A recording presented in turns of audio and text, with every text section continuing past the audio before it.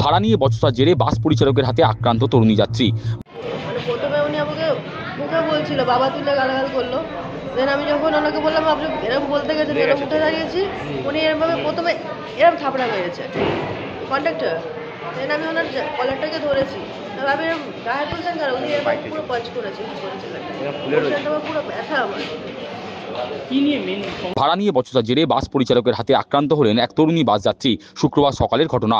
জানা গেছে, এদিন সকালে বারাসাত ব্যারাকপুরগামী 81 নম্বর রুটের একটি বাসে দেবপুকুর থেকে উঠেছিলেন ভাগ্যশ্রী বিশ্বাস নামে এক তরুণী যাত্রী। ওয়ারলেস মোড় পেরোতেই তিনি বাস পরিচালককে 100 টাকার একটি নোট দেন, কিন্তু খুচরো পয়সার দাবি করেন বাস পরিচালক। খুচরো নিয়েই বাস পরিচালকের সঙ্গে বচসায় জড়িয়ে পড়েন ওই তরুণী। আক্রান্তের অভিযোগ, খুচরো পয়সা না থাকায় তিনি বাস পরিচালককে 100 টাকার একটি নোট দেন, কিন্তু বাস পরিচালক তাকে খুচরো পয়সা দিতে বলেন।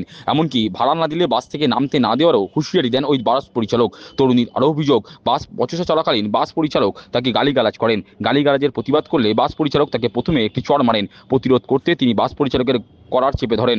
অভিযোগ, বাস পরিচালক দ্বিতীয়বার ওই মহিলা যাত্রীর ডান দিকের গালে সপাটে ঘুষি মারেন। এরপর তরুণী ব্যারাকপুর স্টেশন স্টপেজে নেমে ব্যারাকপুর বিএন বসু মহকুমা হাসপাতালে গিয়ে প্রাথমিক চিকিৎসা করান। হাসপাতাল থেকে বেরিয়ে টিটাগড় থানায় গিয়ে তিনি অভিযোগ দায়ের করেন। তরুণী বাস যাত্রীর অভিযোগের ভিত্তিতে ঘটনার তদন্ত শুরু করেছে টিটাগড় থানার পুলিশ। দেবপুকুর থেকে বাসে উঠেছিলাম 84 নম্বর বাসে। তো এবার ওখান থেকে ওটাতে আমি ওয়ারলেস মোড় ক্রস করেছি তখন ওনাকে আমি 100 টাকা নোট দিয়েছিলাম টিকিট কাটার জন্য। উনি বলছে যে আমি দিতে পারবো না ভাড়া, খুচরো দাও। খুচরো তো আমার কাছে নেই, কোথা থেকে দেবো? তখন বলছে আমি 4 দিন ধরে তোমাকে দেখছি, 4 দিন ধরে তোমাকে দিলাম। 4 দিন ধরে আমি 2 দিন ধরে অসুস্থ, আমার জ্বর হয়েছে, আমি ডিউটি জয়েন করতে পারি, 2 দিন ধরে বাড়ি ছিলাম, তো আপনাকে 4 দিন ধরে ভাড়া দিলাম কোথায়? আমি ম্যাক্সিমাম E32 যে নাম্বার আছে বাস, সরকারি বাস, ওই বাসে যাই, না পেলে 81-এ উঠি। তো আমি বললাম আপনার বাসে তো আমি উঠিনি, আর আপনাকে আমি প্রথম দেখছি, আপনাদের দুটো অন্য বাসে উঠেছি। তো বলাতে তখন বলছে না, তো আমার মুখ চিনি, ওই করতে একটুখানি আর্গুমেন্ট হচ্ছিলো। তাহলে বাস টিকিট না নিলে আমার কিছু করার নেই, আমি তো দিতে পারবো না। তখন বলছে যা যা, এরা অনেক ভিখারিকে দান করে দিয়েছি। ওই বলাতে আমি ভিখারি কাকে বলছে? বলছে তোর বাবাকে বলছি।